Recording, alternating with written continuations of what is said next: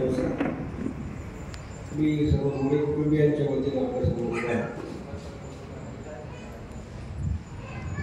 आपांच्या प्रथम पुण्यस्मरणासाठी आपण सगळे जमलेला त्याबद्दल मी व्यक्तिशः आपल्या सर्व कुटुंबियांच्या वतीने आपल्या सर्वांच्या मनापासून आभार मानतो.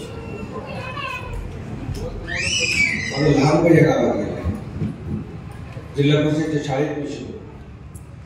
त्यामुळे ह्या गावात व्यतीत केलेला प्रत्येक क्षण, प्रत्येक दिवस, प्रत्येक माणूस त्याच्या काळाच्या परिस्थितीमध्ये जसे जसे मला भेटत गेले ते मला सगळं आठवतात आणि त्यांच्याबद्दलच्या आठवणी माझ्यामध्ये जाणवतात. ह्या कुटुंबाच्या बद्दल बोलताना मी थोडं सीमित राहून बोलतो याच्यासाठी की बोलण्यासाठी खूप आहे. म्हणजे बापूसाहेब दादा असतील, रावसाहेब तात्या असतील, सागराव काका असतील, बाप्पा, भैया, दौलत तात्या, त्यांच्या सगळ्यांच्या आपल्या खात्यावर मी खेळलेलो आहे. हौशराणींच्या लाडात मी वाढलेलो आहे.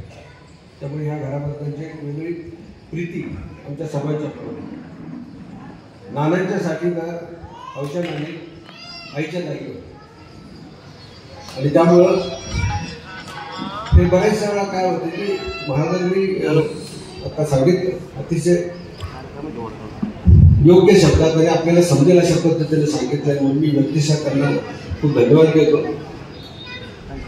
की जडजन्माळ भाषा वापरून आणि आपण समाजात वागायचं कसं हे सांगण्याच्या वेळेला फक्त एक दोन वाक्यातच त्यांनी सांगितलं की आई वडिलांना तुम्ही त्यांच्या शेवटपर्यंतच्या अवस्थेपर्यंत आपल्याकडची जी व्यवस्था आहे ती राहून त्यांच्याकडे लक्ष दिलं पाहिजे, त्यांचा प्रेम दिलं, सांभाळ करायला पाहिजे असं म्हणत नाही, त्याची अपेक्षाही नसते.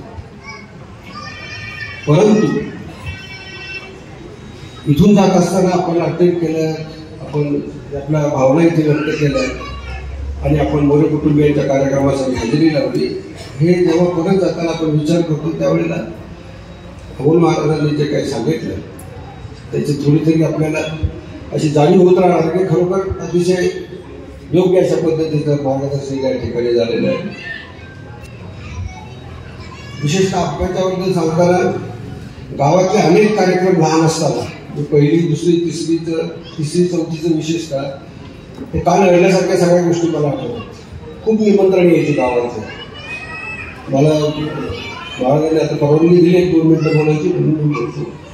नानांना सगळीकडे जाणं शक्य नसेल, त्यामुळे गावातले असलेले लग्न, बाकीचे असलेले सगळे फंक्शन्स तर मी आप्पांचा जोडीदार असेल, आम्ही दोघंही बरोबर जायचो. त्यांच्या बरोबरच्या समवयस्कांना सगळ्यांना माहीत आहे, आमच्या घराची माहिती आहे. नानांना तर नाही माहिती नाही, जा म्हणजे त्यांच्याबरोबर जा, रिटर्न बरोबर जा.